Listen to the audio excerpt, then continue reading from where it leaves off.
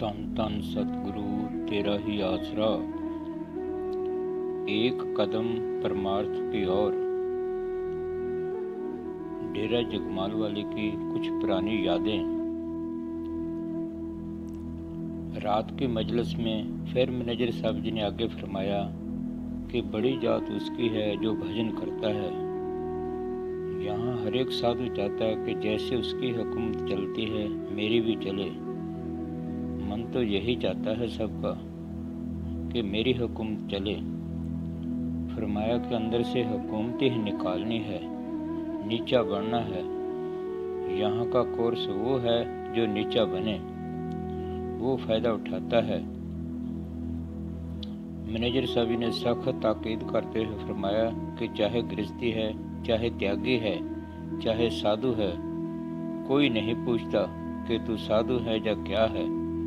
मालिक की दरगाह में वहाँ तो जो नीचा होएगा वो ही उठाता है फ़ायदा। फरमाया कि इसी तरह सभी अहंकार में रह गए कि मैं साधु, मैं साधु। रानिया से एक प्रेमी मजलिस में बैठा था जिसको मस्ताना जी ने मैनेजर का खिताब दिया हुआ था। उसकी तरफ इशारा करते हुए मैनेजर साहब जी ने फरमाया, कैसे मैनेजर साहब कैसे? उन्होंने कहा कि महाराज जी आपकी बात ठीक है। फरमाया कि बोलो। फिर आप जी ने एक मिसाल देते हुए फरमाया कि गुप्ता था ना एसी का रीडर, बनिए होते हैं गुप्ते। हिसार में था उस टाइम एसी। हम वहाँ उनके घरे गए। ये कविराज, उस टाइम इसको 600 मस्ताना कहते थे। वहाँ कुर्सियों पर बैठकर चाय पिए तो मस्ताना जी इसको देख के कहने लगे कि देखो भी, इस चमार को कौन पूछता था, इसकी कोई प्राणी भक्ति है तभी कुर्सियों पर बैठकर चाय पीता है। ये भक्ति है, नहीं तो इसको कौन पूछता है। कैसे भी कविराज, पुराने कविराज माईदान की तरफ इशारा करते हुए मैनेजर साहब जी ने पूछा तो माईदान जी कहने लगे कि हाँ जी ठीक है। फिर आप जी ने फरमाया कि सुनो भाई, वो कहता है कि सब चौधर के लिए है, दुनिया भी चौधर के लिए है, फकीर भी चौधर के लिए मरते हैं, साधु बन के भी चौधर चाहिए, नीचा कोई भी नहीं होना चाहता। फरमाया कि अगर जीव नीचा नहीं होता तो कुछ भी हासिल नहीं करेगा, याद रखो। फिर आप जी ने फरमाया कि कल फिर वक्त नहीं मिलना था, कल पानी की बारी है, तभी आज आए हैं। मैनेजर साहब जी ने अपने खब्बे हाथ बखी की तरफ इशारा करते हुए फरमाया कि हमारे जहाँ दर्द है। मैंने कहा कि दवाई फिर आके ही लेंगे। फिर आप जी ने डोली ही दुनिया का सहारा भाग दूसरे में से एक मजबून पढ़वाया जिसमें लिखा था कि किसी ने कहा कि जी सारा जहानी अंधा है। फकीर ने बोला कि अच्छा। मैनेजर साहब जी ने फरमाया कि जो आदमी सारा ही अंधा है उसको सारे लोग के अंधे लगते हैं।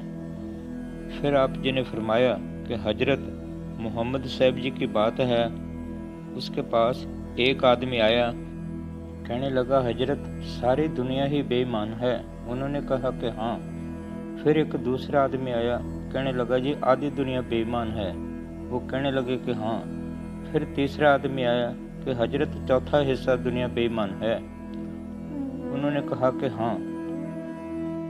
तो उनके पास जो लोग बैठे थे उन्होंने पूछा कि हजरत आप हर एक आदमी को ही कह देते हो कि हाँ। वो कहने लगे कि जो पहला आदमी आया था वो खुद ही बेईमान था सारा, उसको सारे लोग ही बेईमान दिखाई देते हैं। जो दूसरा आदमी था वो आधा बेईमान था, इसलिए उसको आधी दुनिया बेईमान नजर आती थी। जो तीसरा आदमी आया था उसको चौथा हिस्सा लोग बेईमान नजर आते थे।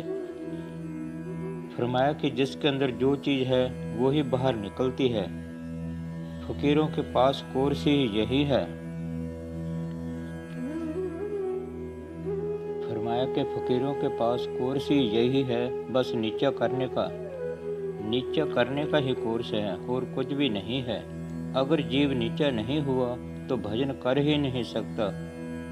बेशक कमाई कितनी कर ले, उसमें अहंकार है, उसमें अहंकार जरूर आएगा।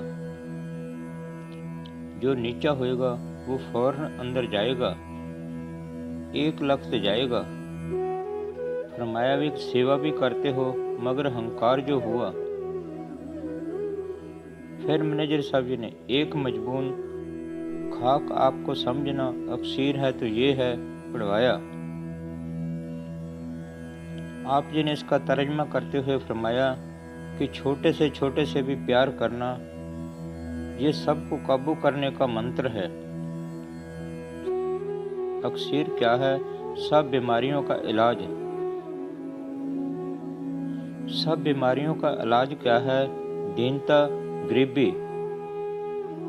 सब काम अपना करना तकदीर के हवाले। फरमाया कि मालिक की मौज में रहे जैसे वो रखे। फरमाया कि अगर जहाँ फकीर के पास रहकर मौज में रहना नहीं सीख सकते तो दुनिया में कैसे सीख सकते हो? वीरान किया जब आपको फरमाया कि सोचो गुरमुखों के नज़दीक रहकर ये कोर्स कर सकता है। कहता कि जब अपने आप को तबाह किया एक नई बस्ती में आ गया। जब आप नेस्त हम हुए, इसके बारे में मैनेजर साहब जी ने फरमाया कि जब अपने आप को मिटाया पूरी हस्ती को तो एक नई हस्ती आ गई, यानी एक नई जिंदगी मिल गई। फरमाया कि ये जिंदे मरने का सवाल है।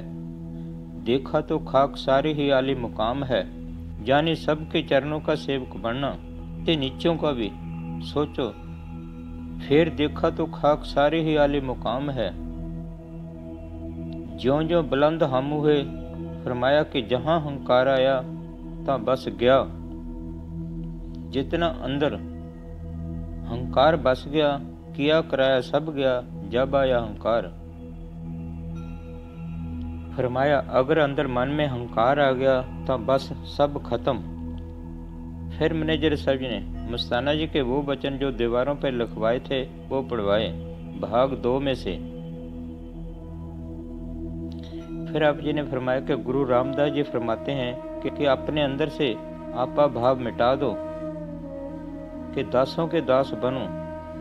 फिर आप जी ने गुरु अर्जन साहब जी का एक वचन, गरीबी गदा हमारी खंडा रैन सगल सारी, तिस आगे कोई न टिके बकारी, गुर पूरे ए गल सारी पढ़ाया। फिर आप जी ने ठंडी सा भरते फरमाया कि बस वही फकीरों की कोई नहीं मानता। फिर आप जी ने डेरे के सभी साधुओं को सख्त ताकीद करते हुए फरमाया कि अगर कुछ हासिल करना है तो नीचे बनो, याद रखो, नहीं तो अपना आप जानो। हर एक साधु कहता कि मेरा हुक्म चले, सोचो। फिर आप जी ने डोली ही संगत का सहारा किताब में से मस्ताना जी का एक वचन पढ़वाया कि मालिक के घर में सब कुछ है मगर दीनता नहीं है। आप जी ने फरमाया कि अगर तुम हुक्म मानना नहीं जानते तो हुक्म करना कैसे आएगा? जो नीचा नहीं रह सकता वो ऊंचा कभी भी नहीं बन सकता।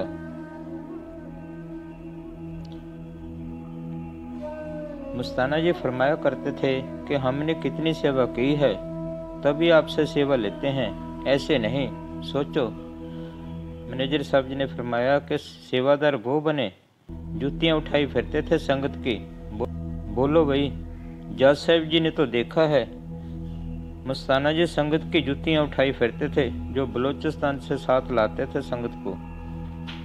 पल्ले में डालकर जूतियां उठाई फिरते थे संगत की, भी किसी की बदनामी ना हो अगर जुत्ती गुम होगी।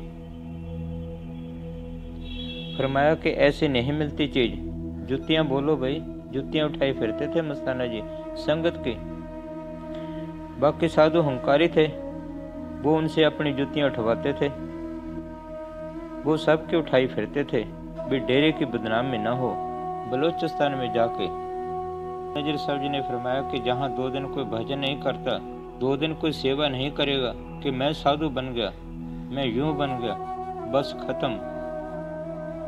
फिर आप जी ने फरमाया कि ये जितने रूह इकट्ठे हुए हैं सब पुराने हैं, कई कई जन्मों के हैं। इसको पता क्या है कि छोटे की कितनी भक्ति है, बड़े की कितनी भक्ति है। 4 दिन की सेवा की कि मैं बड़ा बन गया। बोलो। फरमाया जिसकी रूह इस जिस्म को जहाँ मोढ़े तक छोड़ जाए उसकी कितनी भक्ति होगी। फरमाया, बोलो है किसी की? बोलो चौधरी साहब, अगर वो लड़का जहाँ डेरे में आ जाए, ये डेरे वाले तो कहेंगे कि ये तो आज आया है, ये तो बहुत छोटा है। फरमाया कि उससे मुकाबला भी करो उसकी भक्ति से। फिर आप जी ने लांगरी बालूराम जी की तरफ इशारा करते हुए फरमाया कि ये देख लो कैसे पकड़ा है, संजोग है।